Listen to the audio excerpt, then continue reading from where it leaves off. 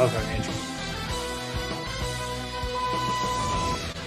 welcome to the KDFL Fantasy Football Podcast. It's me, Brett Steele, and I'm joined 2 weeks in a row now by Mr. Phil Ruxey. Phil, how are we doing? Doing pretty good. It's good to be back 2 weeks in a row here. Still on paternity leave. Yes. Got to go back next week, though, so that kind of sucks. But we had a streak building. Also joining us and is going to give us the rundown for today's show, Mr. Jonathan Detroit Haynes. How are we doing? Yo. What up, fellas? Good that Phil's back. We're going to do our usual recap of last week's games. Then we're going to do a little ranking of the top 5 teams in each conference, NFL-wise. And then we're always just going to have the most exciting segment every week. The people love Brett's big brain. So with that, Brett, let's kick it to you with the recap of last week's games. All right, let's start it off quick, like a Band-Aid, rip it off. The Mega Powers hosted the Dobermans in our first game of Week 7. The only quarterback to play, or in that case, the only real quarterback to play in this matchup, Joe Burrow, starts off the Dobermans with 29 points. Somehow the Mega Powers are led by Colt McCoy and Mario Davis, who combined for 24 points. That was all Mr. Davis. Even with Russell Gage and Calvin Ridley scoring a touchdown with me in attendance, it's not enough as Michael Pittman Jr. continues to submit himself as the real deal number 1 in Indy. And the Dobermans win a tight one, 204-199.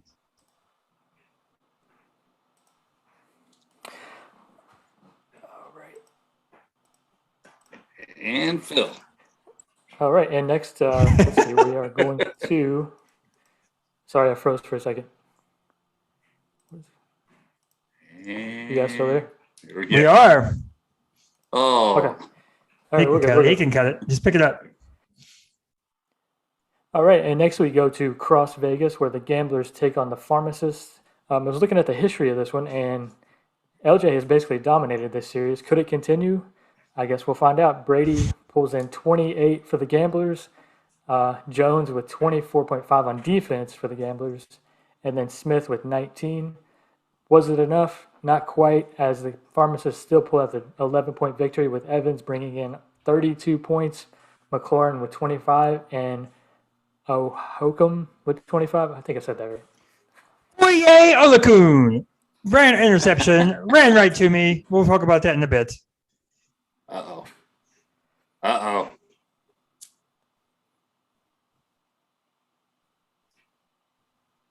Oh. Connection unstable. Okay. And we now go to Baboli Bearded Bastards as they host the Marmette Midnight Riders. Baboli came in as a 10-point favorite. His team came out swinging. Derek Carr, 20 points. Alvin Kamara with 34. A.J. Brown showing up, 27 points. Jameis Winston, 18. Well, you look at the Midnight Riders, they came in 4-2, looking like they were going to make a nice little run to go back to the title game. Well, they had a little bit of a setback. They underperformed by 24 points on only scoring 204. Did not get a lot from a couple of his offensive players like Alex Collins, Ronald Moore. When you have to start guys like that, you're hurting. Sam Darnold with the big 1.4 points. Ooh, that's harsh. So Boley gets a much-needed win. Now both teams are 4-3. And back to you, Brett. Put yourself in a box there, didn't you? All right, next we have the Renegades hosting the South Hills Evil Empire. The wide receiver duo of Cup and Chase combined for 71 points for the Evil Empire. However, we had the best quarterback duo performance for the Renegades this season as Stafford and Tua combined for 59. Jalen, so much like Tebow, it hurts, scored 26, but it's not enough as Lion faithful Mr. DeAndre Swift continues his impressive season, pouring in 28 for himself. The Renegades win this one. A very impressive victory over the then 5-1 Evil Empire as they win 267 to 256. All right, and next we go to Elkview, where the two podcast hosts matched up in a was expected to not be a close game to begin with, and it wasn't so as it ended up. The Lumberjacks, Damian Harris led the way for the Lumberjacks with 25.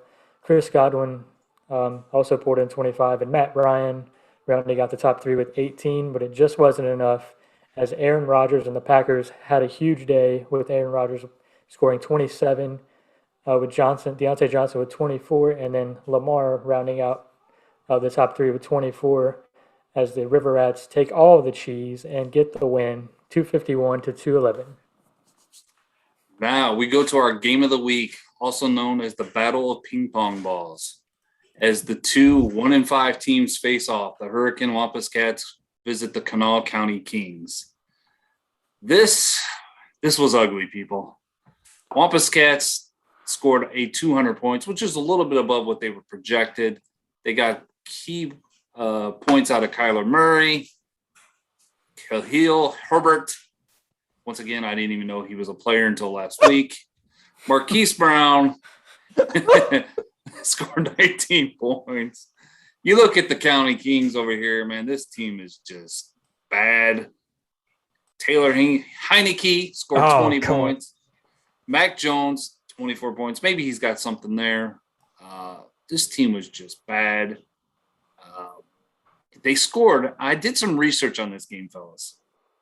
County Kings scored 136 points. In our league, that's just really bad. So right. I was looking to see maybe if that was a record, but it's not.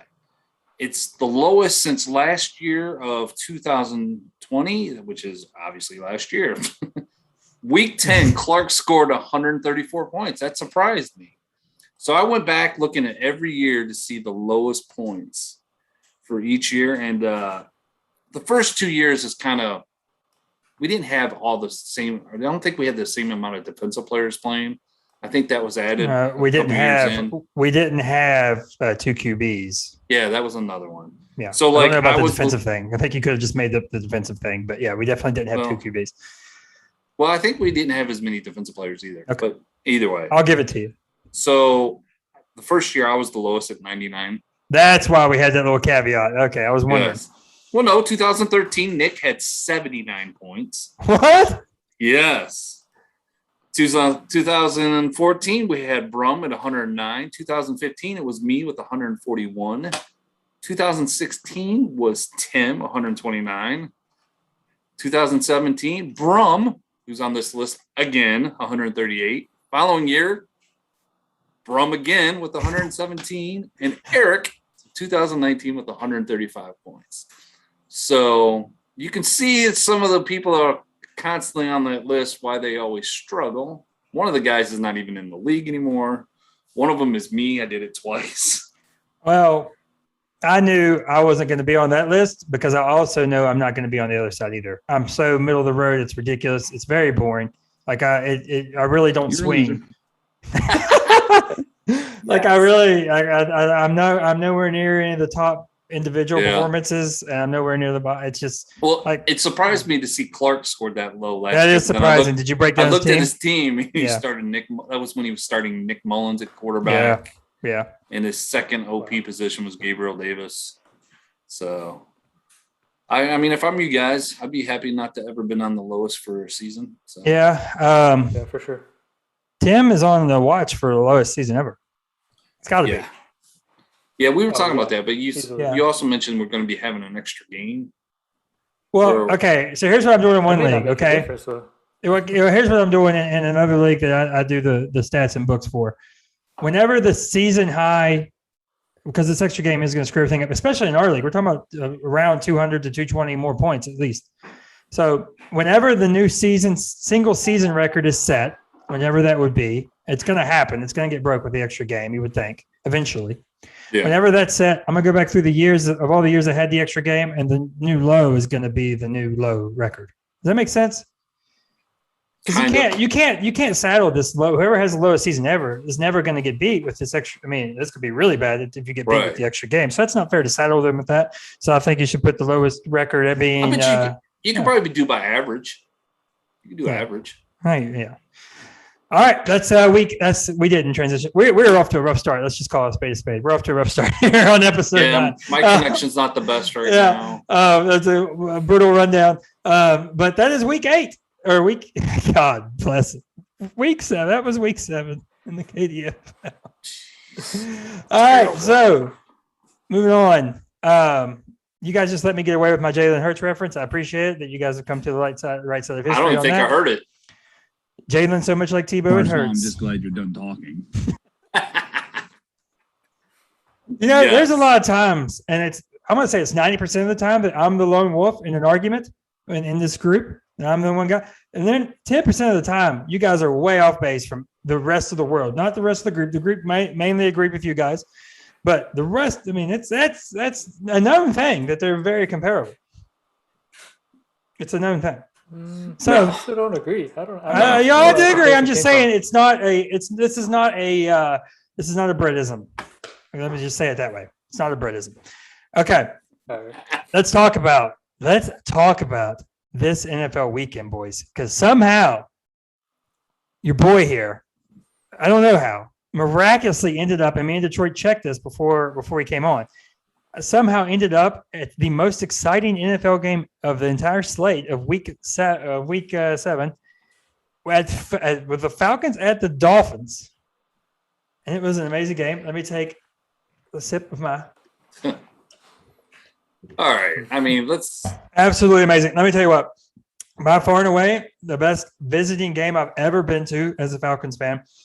Sometimes it just works out right because I got the tickets 2 hours before kickoff on the way down. Sometimes it just works out so right that you just happen to get very lucky with the tickets. We were around a group of Falcons fans. The stadium was not that packed, which I was a little bit surprising for it still being this early, but they are 1-5. They were 1-5 going into this game. I got around a few Falcons fans. Absolutely incredible. There was like one Dolphin fan around us, and I'm in the 8th row at the 30 on the visiting side. And it just seemed like, that's what I mean. I'm not going to harp on it too long, but it just seemed like every big play that happened for the Falcons happened right. Like Foye Olakun, that pick that Tua throws, I have no clue what he was thinking. He threw it after after our stupid turnover, which was crazy. He ran right to me. The Kyle Pitts catch, which we'll talk about this in a second. The Kyle Pitts catch to get us in field goal range, literally. I mean, 30 feet from me. Absolutely. Probably bad math. We're probably bad measurement there. But it was insane. And the kick was right there. It was just an incredible time. The only game I've been to that rivaled that was when the Falcons beat the Saints on Thursday night, and I was in Atlanta. That was insane. You're very rarely with the home team. But absolutely incredible time. And in his last 4 games, Matt Ryan, 10 touchdowns, 1 interception. That interception was ridiculous. It lands on Kyle Ridley's thigh pad, and he rolls over, and it falls in Howard's lap. Absolutely insane. But awesome game. Yeah. Awesome game. Now, I just realized I used that sound drop too soon. I should have waited until now. Now, I will say keep this. Keep him for another year. I will say this. The Dolphins, I got the pulse of the nation. Oh, real quick, one. Have you ever heard the Dolphins theme song? No. It can't be better than the Lions. No, it's not, dude. But when your team is getting, and we did almost Falcons right in front of me. When your team is getting beat, and then I didn't know about this. Matt knew about it because he's been to multiple. Speak into the mic. Matt knows about this because he's been to multiple Raiders Dolphins games. But this song is so bad.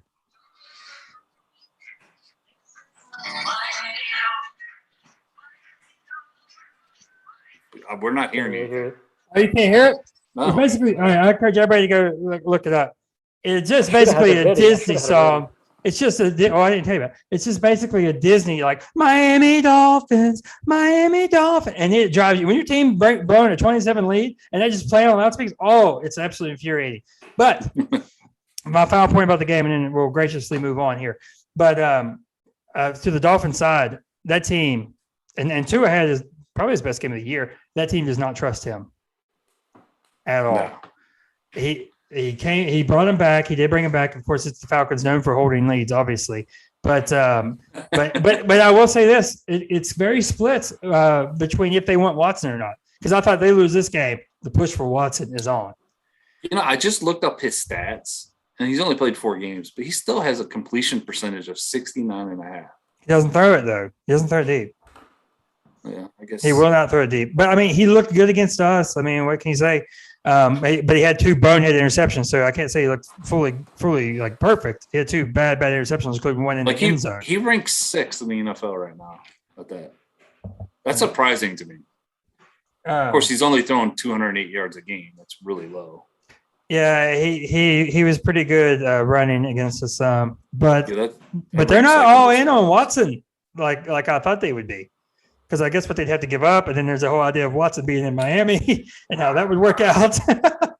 Yeah, I think the whole Watson thing is teams are a little wary about what they're going to have to give up, and they don't know if he's going to be able to play, even though they keep saying he's going to play. I heard he might play right away. Amazing to me. Yeah, but that could all change. Apparently, the cases were almost settled, but he wanted to keep it confidential. No, it's the other way. That's what's weird about this case. It's the other way. The complainants or whatever your accusers, whatever you want to refer to them as, want to be able to keep it sealed, and he does not. Oh. So that's kind of, it's very different than what you would normally see. So We'll see how it plays out. The trade deadline is on Tuesday. I think he's going to be a Dolphin, and I think you can upgrade your Waddle, Fuller, if he gets back and is ever healthy, Gesicki, all of them, I think get a big upgrade if he gets there. Well, other than I'm just glad you're done talking. Yes. Absolutely. Other than the Atlanta game, was there any other games that you guys found interesting? I'm loving the Chiefs just sucking. Nothing makes me happier than seeing them be terrible. It makes me mad because I wasn't more firm. Remember Detroit, how waffly I was on my Chiefs? I have the cheat code to beat them. I was so waffly because I didn't want to say it. I should have been more firm. It would have felt very nice right now. But you don't want to believe it that you're really seeing this, but it's bad. Yeah, the golden boy, man, Patrick Mahomes. I think he has an interception in every game, except for week 1. Did he throw one against Washington? Yeah, he threw 2 against Washington. Oh, did he? Okay, I just remember them winning pretty easily, so I didn't know. Matter of fact, if I'm looking at this right, let me double check here as we're going. He is tied for the league in interceptions. Yes, with Zach Wilson. Yes, awesome. They're basically the same player. Now, speaking, right, you said the term "golden boy," right? Yeah. Speaking of golden boys in coaching, somebody's seat. I don't want to say it. We talked about him getting a pass early, and he maybe shouldn't have. And I don't want it to be true because I have heavily invested in this man becoming, being the genius that he's supposed to be. But in San Fran. Is it not true? I mean, I don't know. I don't know what 2 and 4, aren't they? Who would have seen this struggle coming? It's like nobody was seeing this coming. Phil, my man has had the pulse of the Niners. What did he predict? What was your prediction again? It was the losing record. It was like 3 or 4 wins, wasn't it? I can't remember. We're almost halfway through the season, and they're almost halfway to 4 wins. You can't make it up. Yeah. I don't. I don't know why I said that, but I did for some reason. I don't know if injuries are killing them or what. Oh, sure. I guess. But they beat the Lions and the Eagles. That's who they beat. That's not good. Lost 4 straight: Packers, Seahawks, Cardinals, Colts. I was shocked about the Colts game. I really was. Yeah. The conditions were terrible. When you get conditions like that, you kind of get a wild card type game. And I couldn't believe Carson Wentz played as well as he did. So hats off to him for Oof, you look at their next 2 games: Cardinals again, and then the Rams. Oh yeah, it doesn't get easier. But my one solace I could take in this, Jimmy G. They lose 2 more. Jimmy G doesn't make it through that. Why? What's the point? Yeah, I don't know. What is the point? What's the point already? Don't even. It's already what is the point? But whatever. You have your ex-girlfriend in the house while you're trying to move the new one in, as they say. Well, while we're talking about everyone's favorite teams in this league, what do you guys think about my Lions and the old coach just throwing everything out of the hat? I did like that. I love it. Punts, onside kick. I loved it too. Yeah. They had to try everything they could against the Rams. I mean, they really didn't have a chance. And they really did have a chance until Goff threw that interception in the end zone. That's true. I hate to steal from part of my take, but they did, and that is true. Stafford said, I'm just glad to get the Lions reunion game over. No one was talking about that, dude. Yeah. And maybe if it was in Detroit, but nobody was focused on that. But I have a feeling it's going to be a bad week for me. A little off subject here. I got Michigan playing Michigan State. Both teams are undefeated. And then the Lions are just going to do the Lions and lose. My team in this league is set up to lose, buys, people getting COVID. So it's going to be a bad week for me. I might start drinking. I don't even drink. I've never I feel bad for being glad that Lazard got COVID. I had this guy forever. I defended him. I even took jokes about him being on my team, and now, of course, he's doing what he did before he had that core injury last year, where he's being a startable player in a deep league like this. Yeah, it sucks. Back to back. Excuse me. COVID issues in Green Bay. No, I just brought up San Fran because I saw that circulating as well. Is Pete Carroll on the hot seat? Do you guys think? No, I don't. His team's terrible, but I think he's got another year in him. Yeah, and Wilson's. I think they can use the excuse of no Russell Wilson. Sorry, Phil. Yeah, we had the same thought there. That was good. Yeah, it's always great. Real quick, hitting back on week 7 in KDFL, a couple stat corrections game watches. The gamblers and the pharmacists are 1 point. Outside chance of me and Reed at 3 points, but there's not a lot of points in that game. So I feel like if there's less points, there's less movement can happen. So there might have been some upset people with how we predicted that game to go. Yeah, well, I always pick myself. And your top quarterback you played was Colt McCoy. Okay, it was Colt McCoy. I gave a tribute to my boy Colt, and I thought maybe Kyler Murray might get a little banged up in a blowout, and Colt might get in there and throw 1 touchdown. That was the prayer. That's why we started him. So, and you beat him by 3 points. By 3 points. I started at the beginning of the season. I think the Dobermans are on the way up. Well, they can't go down. So yeah, they got to be on their way up. But again, I didn't have a quarterback, but he didn't have a lot of his firepower either. He's a huge Steelers. He's got 2 big Steelers starters in Najee and Johnson. I want to touch on this. And no Josh Allen. Well, how different would his team be if he would have took Chase to team up with Burrow instead of Javonte Williams? I mean, you can see it. It's not.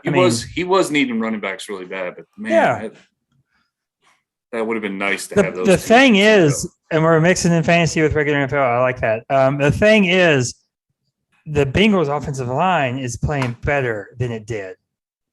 That's the difference. The team is doing good. Well, but the idea was, the Randy Moss could be out there, but if he can't have time to throw the ball, it doesn't matter. It's real simple. Javonte Williams is averaging 10.8. Jamar Chase is well above that right now. Jamar Chase is averaging 21.2. So I know it's easy to sit back now after week 7 and say that. But the Javonte Williams pick was a surprise at the draft. Yeah, I was big on Chase going into that draft. If I had enough power to trade up, I wanted to get him, but I didn't. At this point, I'm feeling like I should have taken Chase at at my pick instead of Trevor Lawrence, because I don't feel like he's lived up to the expectations so far. And I could really use a receiver apparently now that mine are all crappy. Who's your other quarterback besides Matt? It's Trevor Lawrence, right? Besides Matt Ryan. Yeah. Okay. So you had to take a quarterback. But I feel trust me, Phil. I could have put a running back at my second quarterback spot, or my offensive spot. No, so. trust me, Phil. It's not fun when you only have one quarterback. It is actually extremely brutal. This for the reference. It's absolutely if awful. you have a player that scored more than the quarterback's going to score, though, then you're going to be fine. Lawrence is only averaging 14 points a game. Yeah, but I mean that's pretty unlikely, and it's more than just this season. But Jamar Chase obviously does seem like the absolute real deal. So, what else we have? NFL reactions. I think that's pretty much all I had. Let's just circle some more favorite teams here. Are the Raiders better off without now that John Gruden is out the door? It's still extremely early to do that. I get it. I'm going to touch on that a little bit later when we do some rankings here. I have some thoughts on that. Oh, yeah. They will fall in that.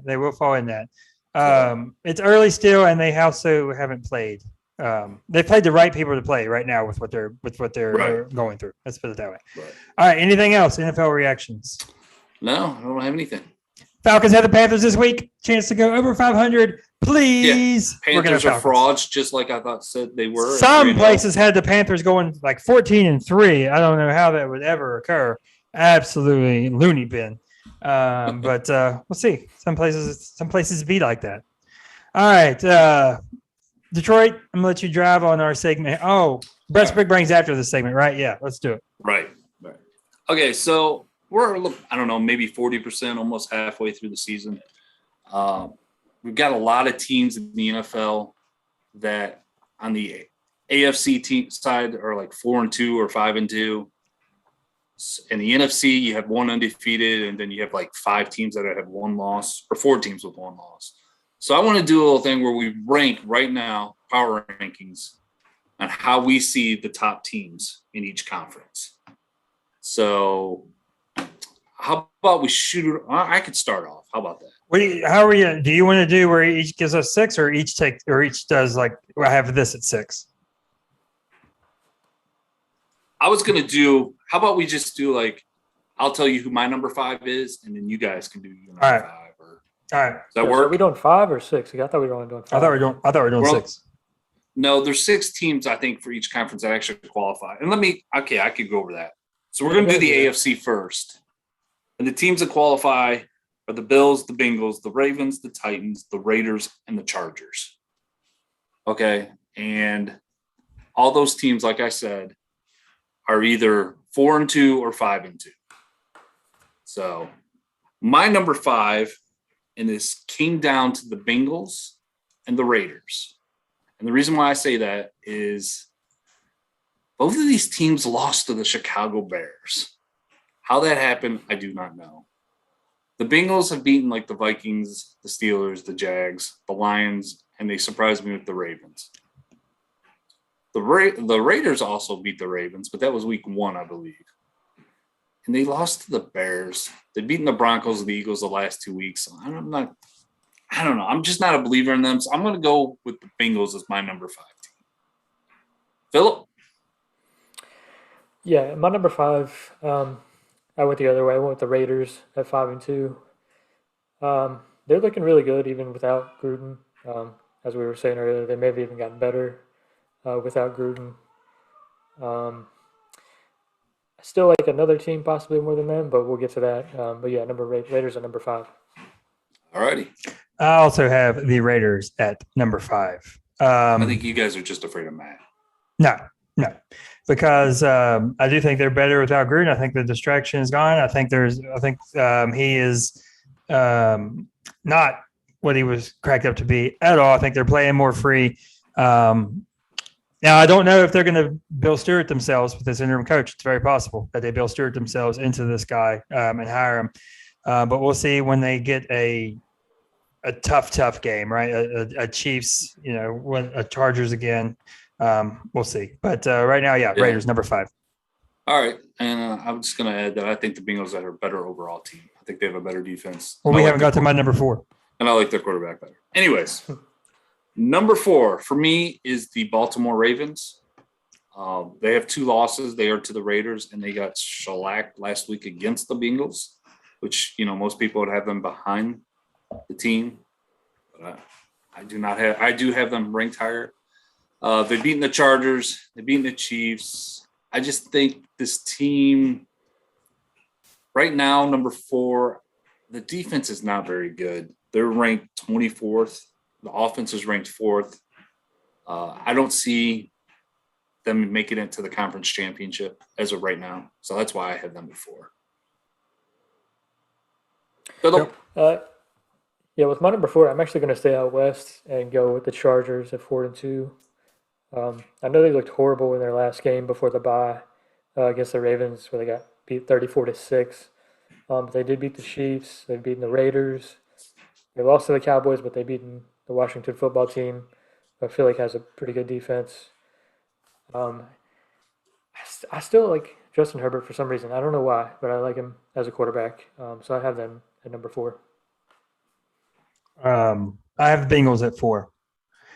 You got to show me, like, you don't just get to vault into the party and be near the top. Like, you got to show me for a lot longer. So I have the Bengals outside the top 3 at number 4. But I do like how complete they look right now. The good running game, the star wide receiver, good up and coming quarterback, and like I said, the O-line seems to be playing a little bit better. That's the main thing I didn't anticipate, and the defense not being absolutely atrocious like it was last year. So Bengals at number 4. I never thought I'd say that. All right, my number 3 team is maybe a surprise to some, is the Los Angeles Chargers. They've lost a very close game to the Cowboys. They did get beat pretty bad to the Ravens. That was at Baltimore. Their wins, Washington, the Chiefs, Raiders, and Browns. I'm a big fan of Herbert. I think he's legit. The defense for them is 19. That kind of worries me. Their offense is 12th in the league. But right now I have them at 3. All right, for my number 3, I'm going to go to the AFC coming back east with the Buffalo Bills at 4-2. I know they lost to the Steelers in week 1, but I feel like that was kind of a fluke where it was week 1. They destroyed the Dolphins. Washington football team, they beat them easily. Texans, that's not really a great win, even though it was 40-0. But they beat the Chiefs by double digits. And I know they just lost to the Titans. But I still think they're a top 3 team in the AFC. So I have them at number 3. My number 3 that I'm not very happy about, the Ravens at 3. I mean, the one loss with the Raiders, that's basically a coin flip. That it was a really freaky ending to that game. The Lamar factor, but I am really kind of wishy-washy on that defense, how it's been. Not your typical Ravens, but they have been impressive and they have been able to put some wins together. I don't like teams that win coin flip games this much, like on crazy stuff, like the Colts game. It was nuts that they actually won that game. But in the Lions game, yeah. So I don't feel very confident about the Ravens at 3. I just could not utter the words, the Bengals are the 3rd best team in the AFC. So I had to go Ravens at 3. Nice. Well, my number 2 team is the Buffalo Bills. They have the number 1 ranked defense in the league, and they have the number 6 offense in the league. I love this team. I think I had them coming out of the AFC, and I still think they will come out of the AFC. I think we all 3 did we not? I think we did. Yep. Yep. We talked. They lost the Steelers, and they lost that close game in Tennessee. That game could have literally went the other way. I just think they're the most sound team in the entire league. So that's my number 2 as of right now. All right, with my number 2, I'm going to go with the Tennessee Titans. I just think it's hard to stop Derrick Henry with as much volume as he gets each game. The only thing that could be a problem is when they have to pass. Tannehill hasn't looked that great. I mean, it's good enough for them to win. I know they lost to the Jets, but I feel like that was a fluke. Otherwise, they've pretty much held steady. And they just recently kind of shut the Chiefs down. So their defense is looking good too. So I'm going to go with the Titans at number 2. Number 2, I have the Los Angeles Chargers. Wow. Absolutely love the head coach. I told you guys, once you get the coaching mistakes and these stupid late game situations out of there, you'll see more success. And they are seeing it. Herbert is absolutely incredible. This is as one of the most complete teams as you can get. One of the most complete teams that you can get. Offense, defense, and the smartness with the headset. That means you either have the Titans or the Bills out of your top 5. Who you want to guess is out of my top 5? It's very simple. I can't believe they're in any of y'all's top 5. It's probably my number one team, the Tennessee Titans. Wow. Go ahead. Do your thing. Let me explain. What the heck are we talking about? They're on a roll. They beat the Bills. Their defense, like we said, shut down the Chiefs, but a lot of people. Okay. The reason why. Now listen. Let me talk. The reason why I took the Titans number one is right now because they beat the Bills. You took the Titans number one because Josh Allen slipped. Is why you took the Titans number one, because the ground was slippy under his feet. No, it's because they slippy, by the way. One, okay, he didn't slip. They gave up 34 points. Yeah, the number one defense gave up 34 points. Yeah, and what did your Titans give up if Josh Allen doesn't slip? I think some teams match up good. Some teams match up good when they play each other. I think the Titans match up good with the Bills right now. Yeah. So that's why I have them in number one. Bill? All right, so the only two teams remaining that I haven't used are the Ravens and the Bengals. So I just want to see what you guys think, who I took at number one. What are we doing? I think you're going – I guess you're going Bengals because they just trounced the Ravens. For the shock, I don't know how you could do it. For the shock, I think you're going Bengals. Well, I mean, that too, but I mean, they have three just trounced the Bengals. Or they just trounced the Ravens, so he has to go. Joe Burrow is a really good quarterback. Joe Mixon, when he is healthy, which is I know can be rare, is a really good running back. And Jamar Chase has looked like he's looked unstoppable at this point in his career so far.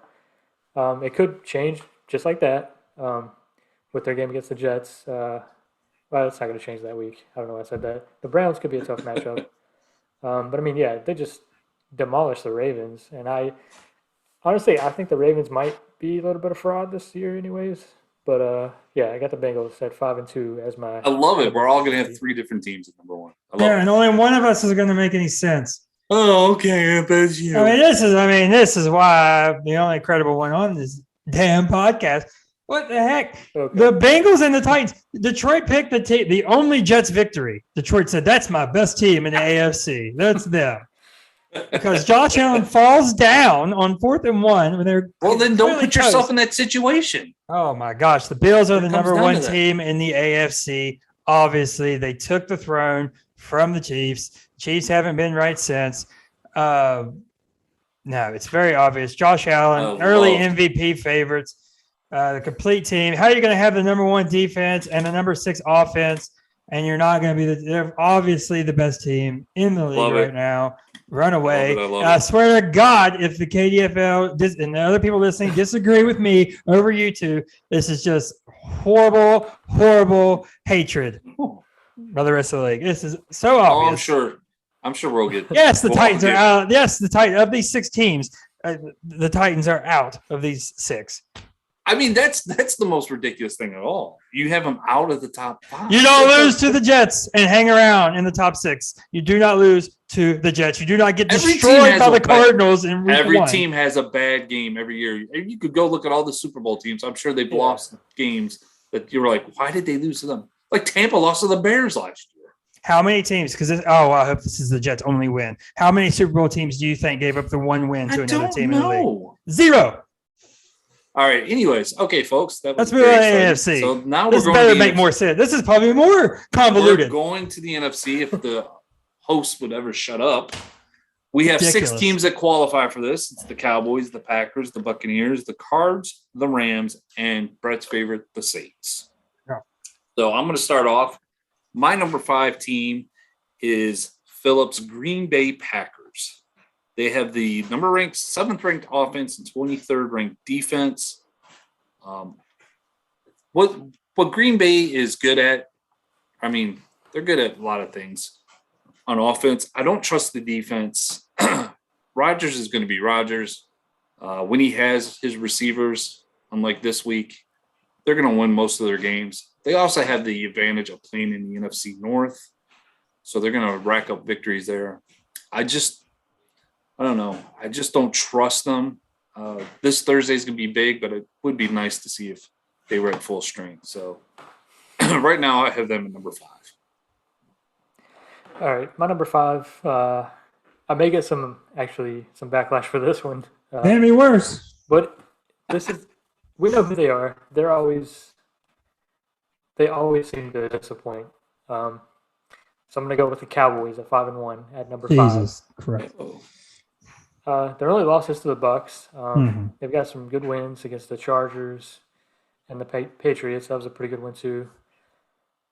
But I'm just not sure if they're there yet. I mean, they have supposed to have been there for about 6 or 7 years now.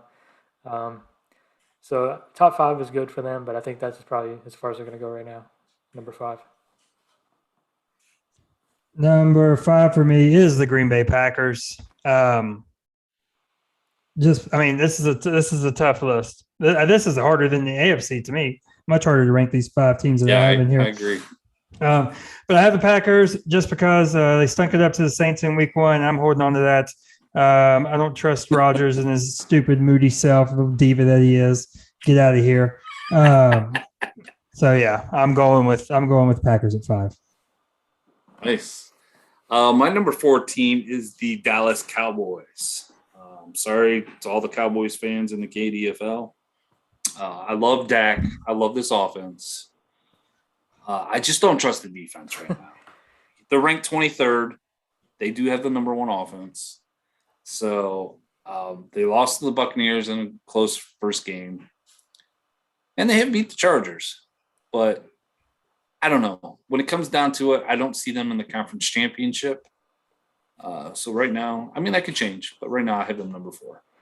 Clearly, Brett disagrees with both of us on the Cowboys. I thought this segment was going to suck. I thought it was going to be super boring, but you all never cease to amaze me. Are we even watching this? Go ahead, Phil. You're up, and I'll go, man. Sorry. Are the Cowboys going to advance to the NFC Championship? Yes, without very little doubt in my mind. They never do. They're not going to. It's not going to happen. Slightly better this year. Anyways, okay. My number 4, I got to go with my Green Bay Packers. Yeah, that first week loss to the Saints. I don't know what happened there. It seems like a fluke, but maybe it wasn't. I don't know. Offenses looked really good. Could be an issue this week though. We'll get to that later. But I saw an interesting stat on Twitter. I hate to do this because I can't remember who it was, but he said that since Jair Alexander has been out, they've allowed the number 1 scoring wide receiver each week against them. If that made sense how I said that. Wow. So they can't stop the pass apparently right now. So I yeah, did have them in number 4. I did see them. There was a stat before Brett goes here that before the Washington game, they had let the opposing team anytime they got in the red zone convert. They were the worst team against defending the red zone. I think I may have seen that too. Actually, that's a good stat. Good stat, Detroit. My number 4 is the Arizona Cardinals. Ooh. Similar. It's the Arizona Cardinals. Yes, it's the Arizona Cardinals. They're the Bengals. Okay. They're the Bengals. They're the Bengals of the NFC. You have to show me more before I just give you this top ranking like this. You historically have sucked. Yes, they're 7-0. Oh, so they're past. So we're basing it on their past. Yeah, you got to show me. Okay. So, New England Patriots. When we get to the Cowboys, we'll see how that works out for you. Yeah, Cardinals. I mean, they're not. All right. I'm sorry, people, about that. I mean, can I do my reasonings or no? No. I mean, you're going to yell them anyways. No, I mean, I'm not in love with Kyler fundamentally. You got to show me. They got to just vault up there. You got to. Y'all never watched Ric Flair growing up. I guess Detroit, that should be your heyday. They're playing well, playing great, but they beat the Rams. Kudos to that. But no, you gotta show me more. I got the Cardinals at 4. All righty. My number 3 team is the Tampa Bay Buccaneers. And the reason for that, I'm surprised I didn't get any reaction on Brett. All right, we happen to. I don't trust this defense. Somehow they're ranked 9th in the league. I don't know how that's possible. They are the 2nd ranked offense. That defense is just banged up right now. They lost to the Rams. They barely beat the Eagles. I mean, they did crush the Bears, but they kind of pretty much have a cakewalk of a schedule though. So I could see them making the NFC Championship, but right now I don't have them at that spot right now. So, Phil. All right, my number 3 team have the Rams. I feel like they're like just that much better with Stafford at QB. I feel like my top three, I had a hard time kind of getting those in order. As you guys were saying, with the NFC, it seemed a little tougher. I know they lost to the Cardinals, but I think the Cardinals are a really good team. They beat the Bucks. Still think, and we'll get to that in a second.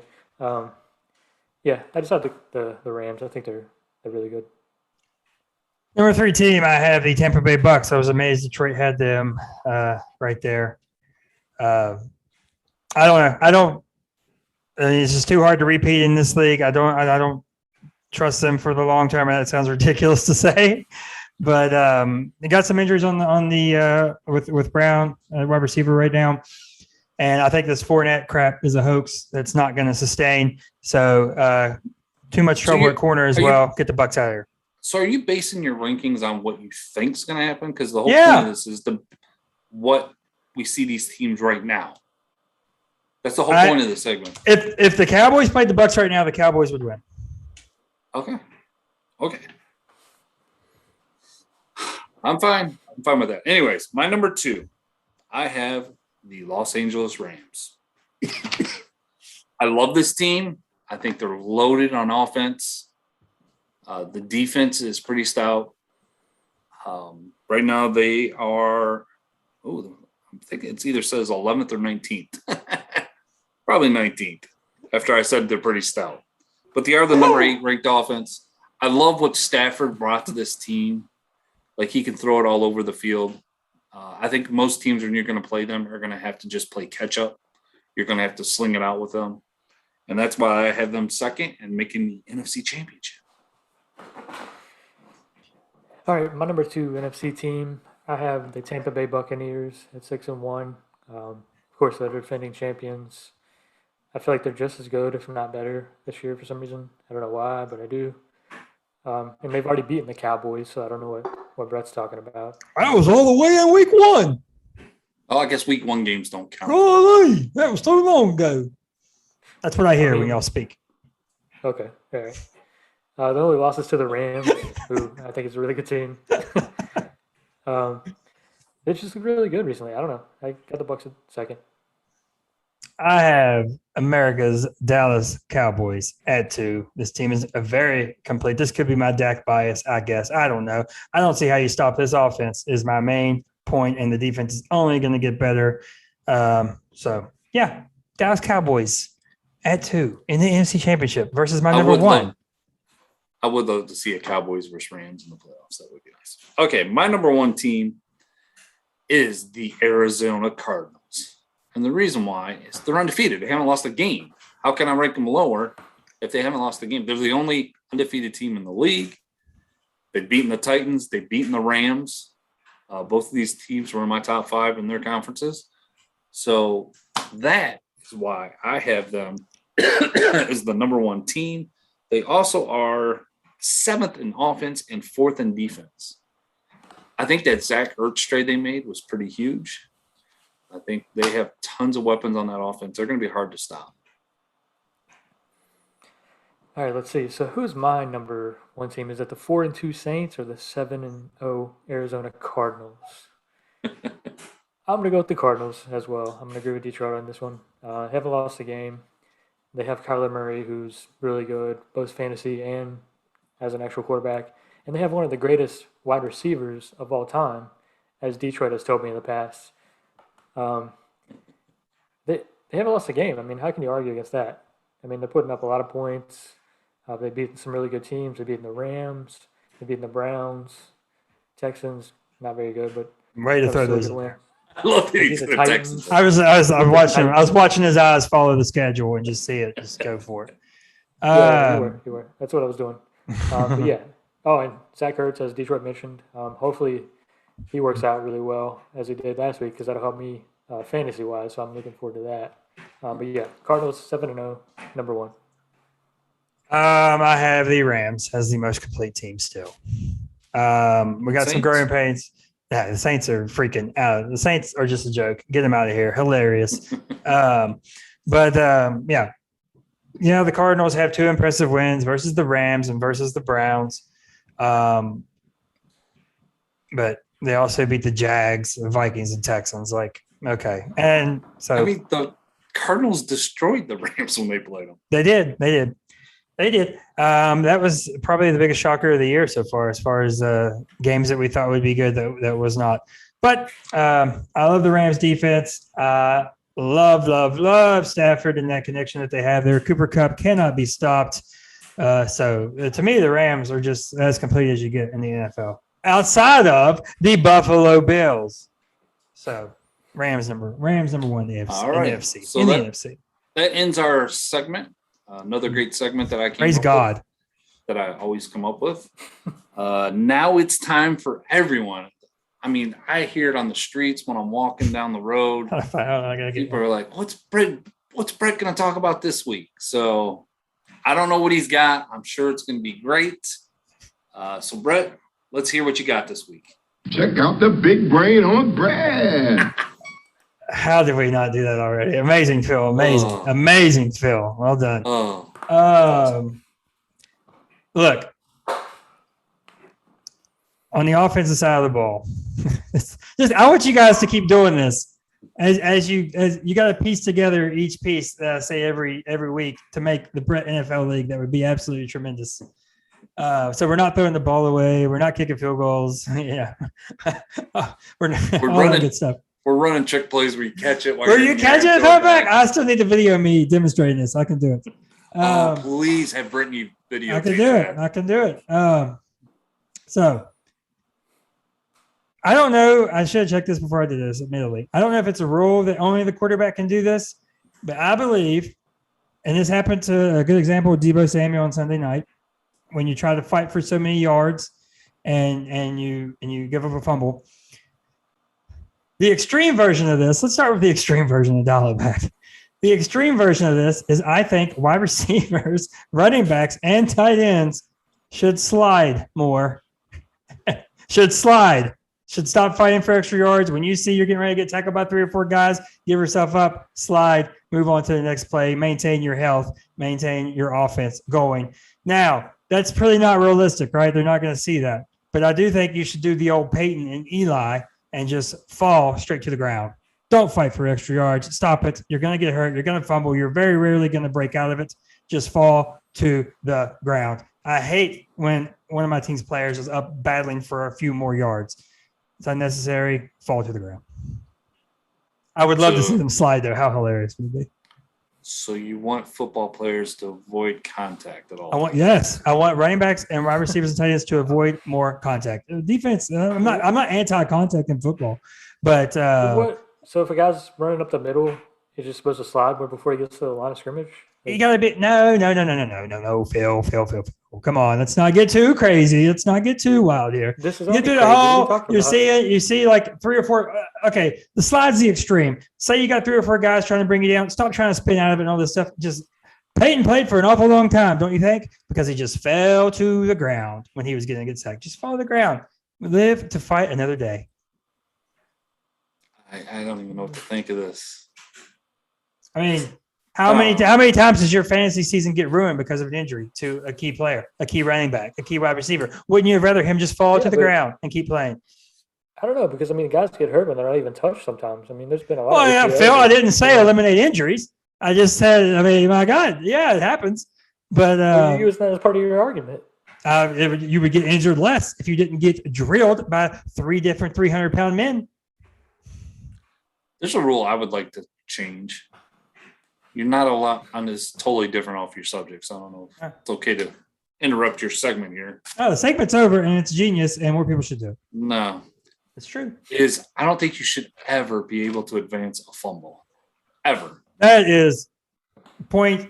That's obvious. Yes, 100%. It's so dumb. I hate when they do that. Just take I it also back don't understand why a football spike is not intentional ground.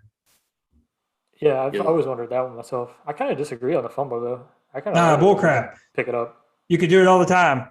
You can't in a certain time frame. I think it's inside it's 2 minutes. But Phil, if it's 4th down and you know you're not going to get there, why not? I'm fumbling forward and hope one of my players jump on it. Exactly. Yeah, but how are you going to say somebody did that on purpose, though? There's no way you know. Because if you ban it, then you know it didn't matter. Yeah. All right. So let's. Hey, real quick. Okay, never mind. I can do this. I can do this while we break down the games. Okay. All right. It's time for week 8. It's going to be a long one, by the way. A long pod.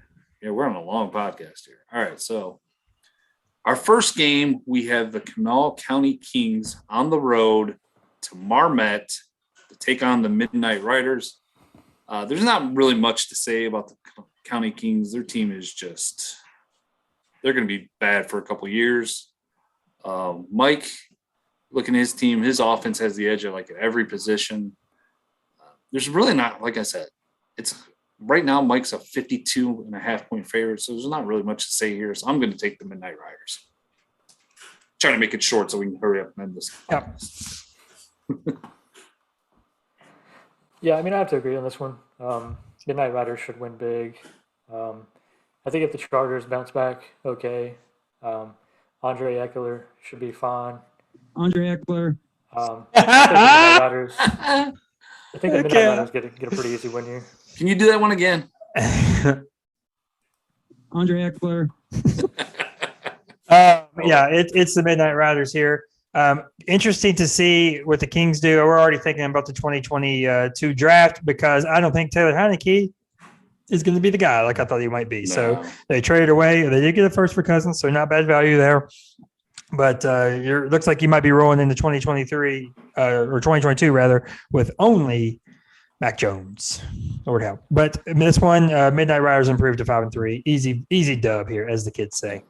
All right. Next, we have the Hurricane Wampus Cats. Wampus Cats. Traveling south to take on Brett, your Melbourne Mega Powers. Right now, Brett, you are pretty much a 16-point favorite. I don't know how many times that's happened this year.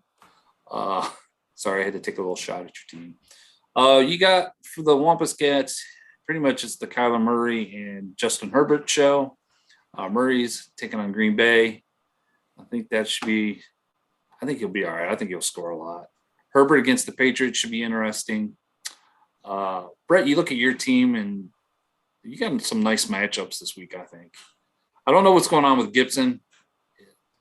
I read earlier he's playing with a fracture or something. He's playing with a fractured shin that has not hurt. It has not kept him out of any games until last week. So, yeah, I don't know. That could cause you some troubles down the road. I like your matchup, so I'm just going to go ahead and pick your team. Yeah, I think you got kind of a little lucky where the Wampus Cats have Kenyon Drake and Hollywood Brown on a bye this week. So he's going with, let's see if I can pronounce this right. Kenyon Drake, Phil. I mean, am I lucky that Kenyon Drake isn't playing this game? Look at his points. He's got some decent points. Phil, Mark Andrews is on bye. And you're going to tell me that Kenyon Drake? It'll be fine. Anyways, he's got to start James Conner and Quez Watkins, I think that's his name. By the way, is Prescott playing? Or yeah, he's playing. He's fine. He's going to lead the number 2 ranked Cowboys in victory. Okay, and Devontae Smith is playing too? Yes, he's playing. Okay, then, yeah, Mega Powers win. Look, boys, we're almost assembled. If Jerry Jeudy plays, we have the wide receiver quadruple that could take us to some victories in 2022. Not too much this year, but in 2022, when we have a more formidable team. But the Mega Powers get the dub here and go to 3-5. And if that happens, dag on it, I was within 5 points of being 5-3 right now. That's freaking sick. All right, next game. Go ahead. All right, next we have one of the hottest teams in the league, the Roxaland Renegades, heading to Dunbar to take on the Dobermans, who had a big, huge win against the Mega Powers last week. This one right now says the Renegades are a 10-point favorite. Stafford going against the Texans, that's going to be Stafford might be out of the game by the third quarter. They'll probably be up by so much. I like Swift every week. That guy just keeps catching passes. Kyle Pitts is looking like a stud now. I'm surprised Brett hasn't talked about that at all. Getting there, buddy. Tua going against the Bills. That's a tough matchup. I do not like that at all. One thing I did notice about the Renegades is they have 11 people on his team, starters, that are in the top 10 points-wise for their position. That's the most in this league. LJ's second with 8. Clark, Mike, and Reed have 7. So just a little fun fact for you there. The Dunbar Dobermans, Josh Allen going against the Dolphins. That's a huge win. Najee Harris against the Browns should be pretty big.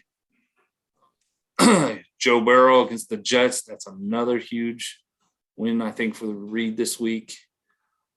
I like his defense.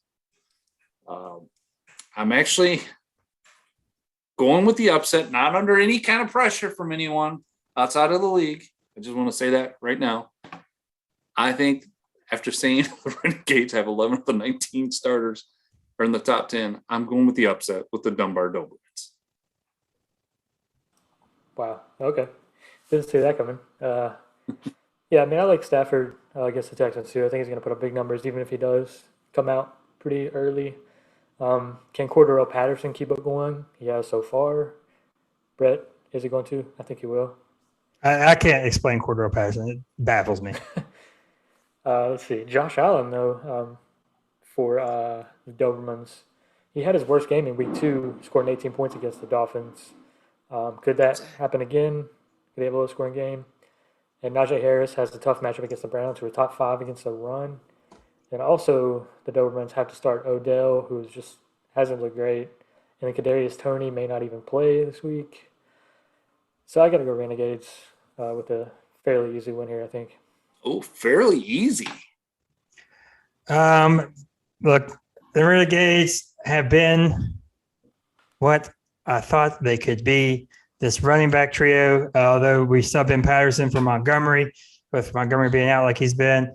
But anytime you have that consistent of performing scorers, I have to lean your way until they're stopped. So I am going Renegades. Now, here's a fun stat. Kyle Pitts, first 6 games, 471 yards, 31 catches, and 1 touchdown. Name this player's first 6 games. 488 yards, 28 catches, and 2 TDs. Who is that player? Robert Gronkowski. No, that is. And now this is time for overreaction, fans, because this man caught this ball right in front of me to win this game.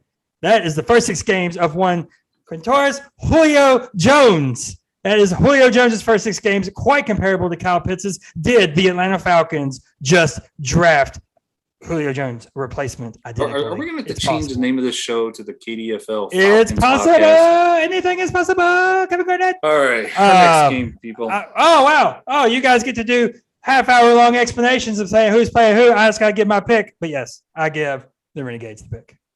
Okay. So, next, my team is going on the road to take on the Cross Vegas Gamblers. I think the commish set this one up against me. I think this was some shenanigans were involved.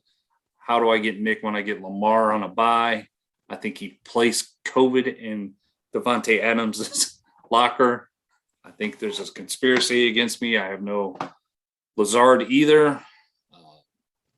My team, I do like Rodgers, obviously, but I think he's going to score maybe only about 17 points. I'm going to need more than that. I'm going to need Henderson, Hubbard, and Moss to actually score touchdowns this week for me to have a chance. Randall Cobb, please do something. I don't have Lamar, so I have to start a receiver in my other offensive position. The Gamblers have got the GOAT. That's always bad news for whoever he's playing. I don't really like a lot of his matchups, but just because of the guys that I'm missing, I'm going to have to take Nick this week. Maybe he'll say a poem about this matchup. I don't know. Oh, Phil, can't even hear you, buddy. We can't even hear you. Sorry, I forgot I'm muted because my dog was barking. Oh. But yeah, apparently the Thunder Buddies podcast connection is a little stronger than we thought with the scheduling this year. Yeah. And your team seems pretty decimated right now with injuries and COVID, with Carson and Lazard and Adams. Yeah, I just think it's going to be a tough hill for you to climb this week. I mean, I feel like it's going to be close, but I think the Gamblers are going to get the win here. This is tough, actually. Rodgers is so decimated with no wide receivers. He's not going to have to throw it a lot. He's got guys on his bench, by the way, that he'll put in his lineup. You got to look at that too. Yeah, because of the quarterback matchups that he has, I don't think I don't think the Gamblers are going to score a ton here. I think they are gettable. If you had the Ravens going, I think you could easily win this game. But I think it is going to be too tall of a hill. I hate to do this because I really liked your matchups more. Yeah, it's the Gamblers, but in a close one as well. All right, next we go. The Baboli Bearded Bastards are on the road to South Hills Evil Empire. This is also known as the Raiders bye week, so that's going to hurt the Bearded Bastards. No Derek Carr, no Josh Jacobs. That's always tough. He's starting Jameis Winston and Geno Smith as his quarterbacks. Yikes. South Hills, Patrick Mahomes against the Giants. Let's see how many points he puts up. If he struggles against the Giants, I don't know what's going on there. But he just has too much power. Oh my gosh, firepower. With Cooper Kupp, Jamar Chase, Amari Cooper. I just like this team a lot this week, so I'm going to go with the Evil Empire. Still muted, Phil. It happened again. Hey, here we go. Construction again, man. I got to keep muting it because there's noises freaking everywhere. At what point is it more than just a coincidence? I swear, with this schedule. I mean, I hate to keep doing this, but the Bastards have basically his entire team out this week because of the Raiders. McCaffrey's still out, of course. Evil Empire. I mean, they're gonna win this one. I feel like pretty easily. Evil Empire will win this game. But one player to watch that I want to keep a watch on for the Bearded Bastard Barons, Jamal Agnew, the Jags. He's had a nice few weeks. We'll see if he can keep it up after the bye. Some player not a lot of people know about that is someone that should be watched to see if that was a good free agent find. But other than that, Evil Empire get the W just because of the Raiders bye week. All right, that takes us to our game of the week, where Phil's Wake Forest Lumberjacks travel to Polka to take on the Polka Pharmacist. Phil, you are a 10-point underdog as of right now. Matt Ryan against Carolina. I think you'll be all right there. Derrick Henry is always going to score points. Nick Chubb should be back, but how much is he going to play?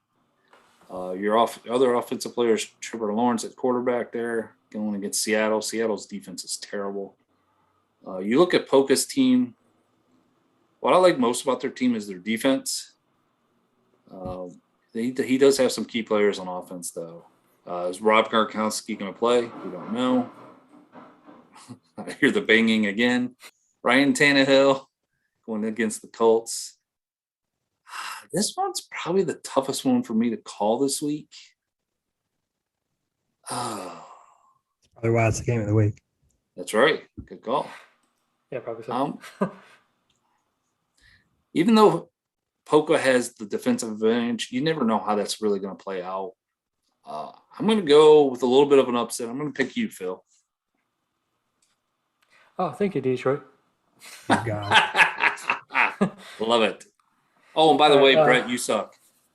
We're not nowhere near done with the podcast. Yeah, I know. I just like to say it twice. Okay. I mean, LJ has Tannehill against the Colts. The Colts, while they were able to shut down the Chiefs, Mahomes still had over 300 yards.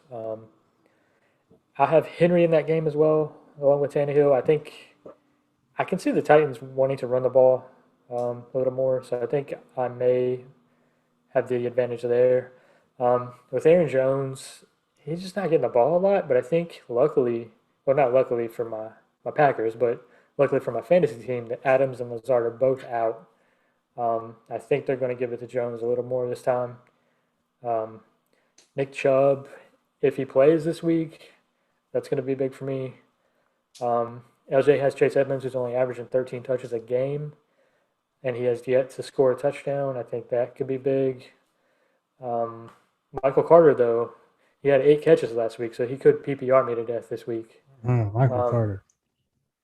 And then with Godwin versus Evans in the same game, It's actually been kind of split this season where one or the other has had more targets, with Godwin just having one more game worth of more targets.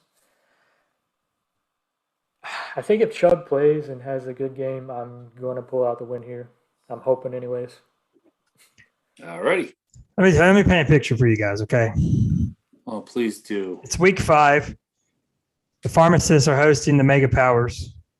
And LJ and the pharmacists take what some are calling the worst loss of his professional career since losing the championship. So he hasn't been able to recover from that. Here's what's going to happen. He beat the champ last week by 1 point. Stat corrections are tomorrow. The stat correction, Grim Reaper, is going to come for him and break this team's fragile forward momentum right now. So he's going to take the L there for 3 straight losses, be mentally unable to compete in this game. Lumberjacks are going to win and send LJ to 4 straight losses and possibly the nut house. All right, nice. Professional analysis. By the way, That if I was lose pretty this week, it's time for me to start selling. It's that time of the season. It's time for you to start selling and then buying by week 11. Yeah. I like it. All right, so that's the week 8 recap there. Detroit, we need your – oh, you got our records? Yeah, I was going to do that. Phil had the best week last week. He went 5-1. Brett, you and I went 4-2. You are now 26-16 on the season. I am 32-10. Phil, I have no idea what you are because you were out all those weeks. I don't feel like going back, figuring that out. Appreciate it. Well, you know, I'm not going to lie to you. I mean, I'm pretty far behind, so. Yeah. It is what So, locks of the week. Brett, we did the stupid strategy of taking the huge underdogs or betting on those point spreads. So that did not work out for us. I took the Rams minus 14.5. That did not happen. You took the Texans plus 17.5. Look good for a second. For a second. So Literally a second. I am now 3-4 on my locks. You are 1-5-1, baby. So, I did win my ups of the week. I had the Giants over Carolina, so I'm 4-3 there. This week, my lock, and I forgot to do this, so I'm basically looking at this right now. It was 100% necessary for you to bring that part up. It was very essential. I like to be honest to the people. I am going to go with the Atlanta Falcons minus 3 as my lock of the week. Moron. And wait a minute. You're going to say moron even more. My upset of the week plus 3.5 is the Detroit Lions against the Philadelphia Eagles. I love it, dude. I think they have a chance. Phil, tell the people how to get a hold of us and give us your pick. Brett, you suck. Thank you, sir. Yeah, as always, you can follow the show at KDFL Podcast. You can follow Brett at BrettStill2. You can follow me at Phil Ruxy, and you can follow Detroit at Detroit8374. My lock of the week. By the way, I forgot to. Yeah. Phil, I had you wrote down for like 47.5 over or something. Was it Bengals Ravens or something? I think. I don't. Somehow I missed the game. So amazing content. I think it was under, wasn't it? I think I may have messed it up. I don't know. Possibly our best show ever. Yes. Anyway, this is a pretty big spread for the NFL, but the Rams giving 14 to the Texans. He's learned nothing, Detroit. Yeah. He's learned nothing. He's learned nothing. Absolutely nothing. With the lock here.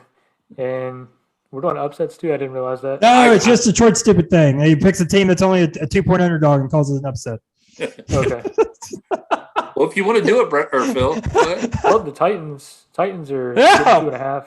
Yeah. Against the Colts. I mean, the Titans. There, I feel like. So that's an upset. The freaking amazing Titans that can't be stopped, especially when the MVP slips. The Colts are getting favored. I love that Brett. It is a little bit ridiculous. Is upset because I'm picking 2 and 3 point underdogs. All right.